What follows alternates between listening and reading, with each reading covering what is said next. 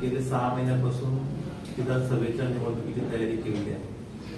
त्यामध्ये प्रदेश पातळीवर बैठका झाल्या, जिल्हा पातळीवर बैठका झाल्या आणि त्यानंतर तालुका पातळीवर बैठका झालेल्या आहेत। मगाशी आपण सांगितलं महायुतीची बैठक अजितदादांच्या समोर पण एकदा झाली होती। त्यावेळेस ज्या काही अडचणी होत्या त्या दादांसमोर सांगितल्या आणि मग दादांनी साहेबांनी आम्हाला घेऊन आमचे जे काही प्रश्न असतील ते सोडवण्याचा त्यांनी प्रयत्न केला। पण त्याचबरोबर भारतीय जनता पार्टीने प्रत्येक 288 विधानसभामध्ये एक निरीक्षक म्हणून पाठवलेले आहे की त्या ठिकाणी समन्वय कसा करावा यासाठी तो प्रयत्न केला आहे। आणि त्यामुळे भारतीय जनता पार्टीचा कार्यकर्ता हा तो ट्रेन कार्यकर्ता आहे। त्यांनी ते आत्मसात केल्यानंतर लवकरात लवकर प्रचार कसा सुरू करायचा याचा प्रयत्न आम्ही केला। मग त्यामध्ये आम्ही बूथच्या बैठका चालू केलेल्या आहेत, शक्ती केंद्राच्या बैठका चालू केल्या आहेत, गाव बैठका चालू केलेल्या आहेत आणि प्रत्येक पदाधिकारी आपापल्या ठिकाणी काम करत आहे।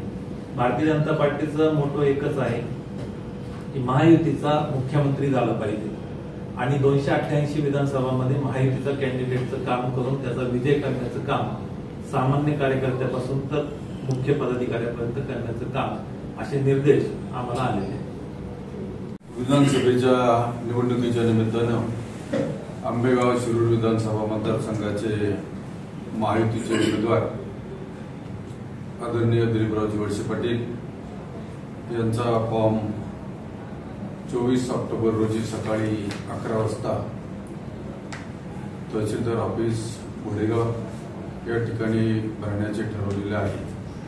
त्यानिमित्तानं आंबेगाव शिरूर विधानसभा मतदारसंघातील सर्व कार्यकर्ते सकाळी 9 वाजता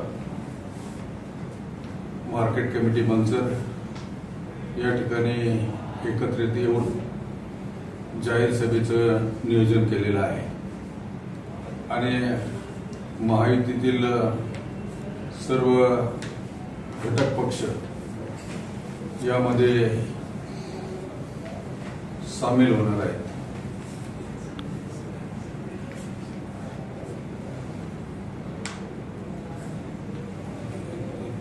फॉर्म भरेल महायुतीचा त्यावेळेस ते सगळ्यात पुढे असतील प्रचारला। बघा आता तुम्ही आता जे बोलले काका असं म्हणले का ते जे आहे ते शिंदेच्या शिवसेनेचे ते सोबत आहेत, आम्ही सोबत जाणार आहे। आता तुम्ही म्हणताय संभ्रम आहे, त्याच्यामुळे आता ह्या 2 भूमिका आहे ना, सोबत आहेत परंतु इतर 2 भूमिका दिसतात। महायुतीच्या उमेदवारांनी फॉर्म भरल्याच्या नंतर डिक्लेरेशन ओपन झालं, त्याच्यामुळे प्रचारला सगळे एकत्र होतात ना। मी आज मगाशी त्यांना फोन केला होता पत्रकार परिषदेसाठी। त्यावेळेला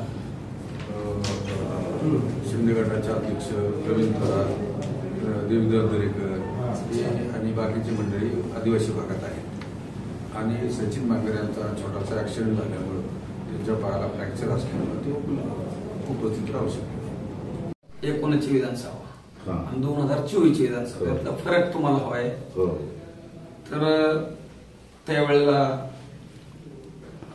राष्ट्रवादी काँग्रेस ही एकच होती। आता यावेळच्या राष्ट्रवादी काँग्रेस 2 झालेले आहेत, त्यामुळे थोडीफार मतात विभागणी होणार साहजिक आहे। परंतु या तालुक्यातले दिग्गज नेते ज्यांनी 3 वेळा लोकसभा जिंकली त्यांच्या मागे असणारा कार्यकर्त्यांचा समूह आज तो नामदार वळसे पाटलांच्या सोबत आहे, शिवाजीराव आढळराव पाटील। त्याचप्रमाणे नाही म्हणलं तरी आंबेगाव तालुक्यातली भारतीय जनता पार्टी आज इतकी तालुक्यात मताधिक्याची आघाडी घेऊ शकत नाही, परंतु 25,000 मताचे मालक आम्ही सुद्धा भारतीय जनता पक्षाचे या तालुक्यात आहे। ही मताची गोळाबेरी जर एकत्र केली तर महायुतीचा उमेदवार आदरणीय वळसे पाटील यांना निवडून यायला काहीच अडचण नाही असं चित्र स्पष्ट पब्लिक मध्ये मतदारांमध्ये आम्हाला जाणवत आहे। आता शिंदे गटाचा मेळावा झाला, त्यांचा तक्रारीचा पाडा होता का विश्वासात घेतला जात नाही, आता तसंच का परिस्थिती आहे?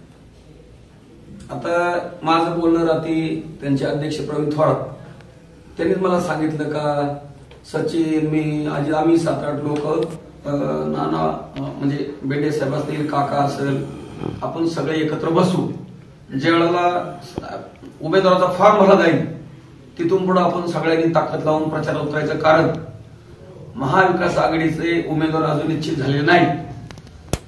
प्रत्यक्ष अप्रत्यक्ष महायुतीचे उमेदवार आम्ही कार्यकर्त्यांनी किंवा मतदारांनी तयार केलेले उमेदवार थोडक्यात आदरणीय वळसे पाटील हे एकमेव उमेदवार आहेत आणि ती उमेदवारी जवळजवळ मतदारांमध्ये निश्चित झालेली आहे. आणि म्हणून फॉर्म भरल्याच्या नंतर आपण सगळे महायुतीचे मग आरपीआयचे असतील, गणेश कसबे, प्रवीण थोरात आहे, आपले सचिन बांगर आहेत, देवीदास दरेकर, हे सगळे म्हणले आपण मग सगळ्यांनी ताकद लावायची आणि महाराष्ट्रात सगळ्यात जास्त मताधिक्य घेऊन येणारा उमेदवार हा आंबेगाव शिरोळचाच असेल अशी आपण ताकद लावून उमेदवार निवडून आणायचा इथपर्यंत आमची चर्चा झालेली. आता ज्या पद्धतीने तुम्ही आता म्हणले काका, तुम्हाला माझा प्रश्न आहे, ज्या पद्धतीने तुम्ही आता म्हणले का आरपीआय आणि शिंदे गटाचे जे पदाधिकारी आहेत ते आदिवासी भागामध्ये दौऱ्यामध्ये असल्या कारणाने ते येऊ शकले नाहीत.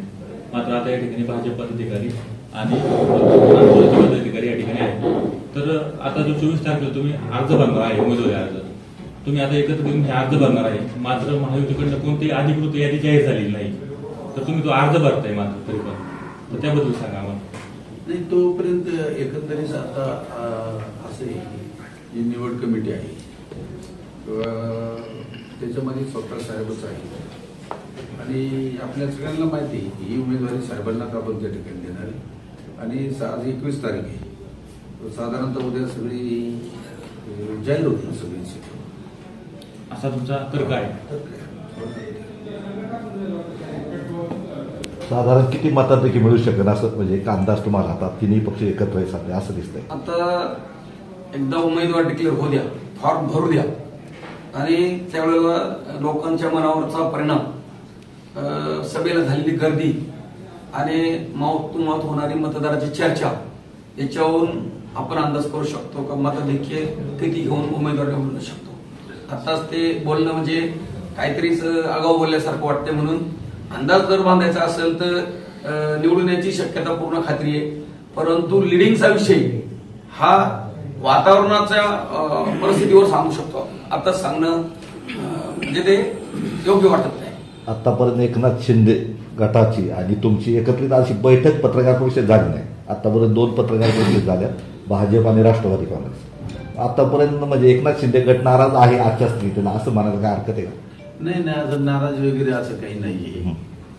विषय आहे की आचारसंहिता लागणे, त्याच्यानंतर उमेदवार डिक्लेअर होणे, या गोष्टी ही एक प्रक्रिया आहे आणि ही प्रक्रिया जोपर्यंत फायनल होत नाही तोपर्यंत एकत्रित पत्रकार परिषद घेणे किंवा या गोष्टी घडत नाही. पण भाजपचे तर बरोबर आहे ना. भाजपचा उमेदवार विषय असा आहे की भाजपने पहिल्यापासूनची जी आहे स्ट्रॅटेजी त्यांची, त्या स्ट्रॅटेजीप्रमाणे त्यांचं महायुती हा एकमेव फॅक्टर त्यांचा आहे. उमेदवार हा कोणत्या पक्षाचा आहे हे बीजेपी आज बघत नाही. महायुतीच्या उमेदवाराच्या पाठीमागे उभं राहायचं हे बीजेपीने ठरवलेलं आहे. 6 महिन्यापूर्वी आणि त्यावेळेस पाहिलं तर ह्या तालुक्यात 11,000चं मताधिक्य त्यांना मिळालेलं आहे. म्हणजे आज ते 6 महिन्यापूर्वीचं पाहिलं तर महाविकास आघाडी पुढे येतं. ह्या दृष्टीने तुम्ही काय रणनीती केली किंवा काय वाटतं तुम्हाला? लोकसभेची जी निवडणूक झाली त्यावेळचे मुद्दे जे होते ते वेगळे होते. विरोधी पक्षानं समाजामध्ये शेतकऱ्यांचे जे प्रश्न होते, तो कांद्याचा प्रश्न होता, दुधाच्या भावाचा प्रश्न होता आणि जनतेमध्ये संविधान बदल हा एक मोठा फॅक्टर चुकीच्या पद्धतीनं विरोधी पक्षाने मांडल्यामुळं आमचे आदिवासी बांधव आणि मागासवर्गीय बांधव हे आमच्यापासून दूर गेलेले होते. परंतु आजची जर परिस्थिती आपण पाहिली तर त्यांचा संविधान बदलाविषयीचा जो गैरसमज करून दिलेला होता, जे चुकीच्या पद्धतीनं समाजामध्ये पांगवलेलं होतं, ते आज त्या समाजाच्या सर्व त्या लक्षामध्ये आलेलं आहे आणि संविधान बदल हा होणार नाही याची खात्री या सर्व मंडळींना त्या ठिकाणी पटलेली आहे. आणि त्यामुळं आजचं जे वातावरण आहे हे वातावरण अत्यंत सुस्पष्ट आणि माहितीच्या बाजूनी असलेलं आपल्या सर्वांना त्या ठिकाणी दिसत आहे. लोकसभेला विरोधी पक्षाला या मतदारसंघामधून जे 11,000चं मताधिक्य मिळालं हे मी जे सांगितलेले मुद्दे त्या मुद्द्यामुळं ते वाढलं. परंतु आम्हाला माहिती आहे की 1914 साली आणि 2014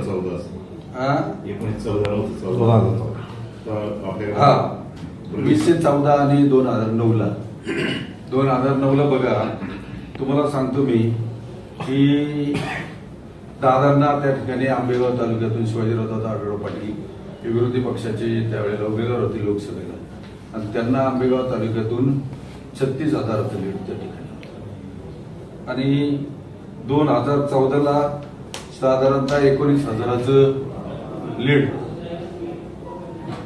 शिवाजीराव आढळराव पाटील शिवसेनेचे उमेदवार असताना त्यांना मिळालेला आहे. लोकसभेचा विषय आणि विधानसभेचा विषय हा या मतदारसंघामध्ये वेगवेगळ्या पद्धतीनं त्या ठिकाणी जनता घेते आणि त्याप्रमाणे निर्णय घेते. 11,000चं लीड जे मिळालं आहे याचा आम्हाला फार काही विशेष त्या ठिकाणी वाटत नाही.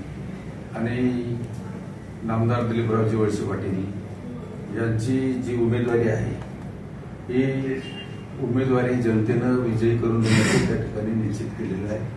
आम्हाला त्याच्यामध्ये मनामध्ये कोणतीही शंका त्या ठिकाणी नाही. आमच्या बरोबर असलेले महायुतीतले घटक मग त्याच्यामध्ये भारतीय जनता पक्ष असेल, शिवसेना असेल, शिंदे गट हे सुद्धा अत्यंत,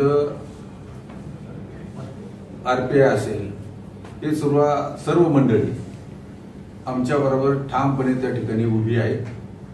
आणि आज देखील शिवसेनेचे जे कार्यकर्ते आज या ठिकाणी हजर नाही आहेत, कारण ते आदिवासी विभागाच्या दौऱ्यावर त्या ठिकाणी सर्व कार्यकर्ते गेलेले आहेत. त्यांचा नियोजित दौरा होता, त्याच्यामुळं त्यांचे कार्यकर्ते आज या ठिकाणी हजर नाही.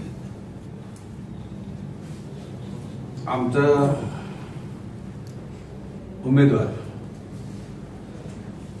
नामदार दिलीपरावजी वळसे पाटील यांनी जी या मतदारसंघामध्ये केलेली कामं आहेत आणि शाश्वत विकासाच्या दृष्टिकोनातून साहेबांनी आंबेगाव तालुक्याचा जो चेहरा मोहरा बदललेला आहे. दिलीपराव, आपण 1990 साल देखील पाहिले, जे आंबेगाव तालुक्यामध्ये 1990 पर्यंत नव्हतं ते आज आंबेगाव तालुक्यामध्ये आपल्याला ते त्या ठिकाणी सगळं दिसते. खरं तर एक स्वयंपूर्ण खेड हे साहेबांनी त्यांच्या कर्तृत्वाने निर्माण केलं आहे. प्रत्येक खेड्याचा जर आपण विचार केला, डांबरी रस्ता नव्हता, आज प्रत्येक गाव वस्ती ही डांबरी रस्त्याने त्या ठिकाणी जोडलेली आहे. पाणी पुरवठा योजना प्रत्येक गावामध्ये त्या ठिकाणी कार्यान्वित आहे. ज्या ठिकाणी हायस्कूल नव्हतं त्या ठिकाणी साहेबांनी जाणीवपूर्वक हायस्कूल्स निर्माण केलेली आहे. मराठी शाळेच्या बद्दल इमारती जुन्या झाल्या होत्या, त्या सर्व इमारती नवीन करण्याचं काम देखील झालेलं आपण त्या ठिकाणी पाहतो. मोठ्या गावांमध्ये त्या ठिकाणी आरोग्य उपकेंद्र निर्माण झालेली आपण पाहतो. आणि खेडेगावामध्ये आलेलं पाणी आणि पाण्यामुळे आलेली सुबत्ता याचा जर विचार आपण केला तर आज प्रत्येक गावामध्ये त्या ठिकाणी आपण बंगले पाहतो, बंगल्याच्या पुढे गाडी पाहतो. सायकल आज जवळजवळ नष्ट झाली का काय असं वाटतं. जिथं एका घरात 4-4 फोर व्हीलर आहे, 4 चाकी गाडी आहे. सुविधा निर्माण केल्याच्या नंतर जनतेने घेतलेले कष्ट आणि त्या कष्टामधून निर्माण झालेली सुबत्ता आज आपल्याला आनंददायी त्या ठिकाणी ठरते. तिथं कामं करत असताना खरं तर नेतृत्वात कल जो लागतो तो शाश्वत विकासाच्या दृष्टिकोनातून लागतो. आणि पिढ्यानपिढ्या या जनतेचं आणि या तालुक्याचं कल्याण व्हावं म्हणून त्या ठिकाणी केटीवेर बांधले असतील, लिफ्ट इरिगेशन योजना झाल्या असतील, ओढ्यावरचे बंधारे झाले असतील, उजवा डावा कॅनल झाला असेल, विद्युत उपकेंद्र निर्माण झाली, मोठे मोठे रस्ते तयार झाले, त्याच्यामुळे छोट्या छोट्या गावात छोट्या छोट्या इंडस्ट्री निर्माण झाल्या, त्याच्यातून रोजगार उपलब्ध तयार झाला, शेतकऱ्यांची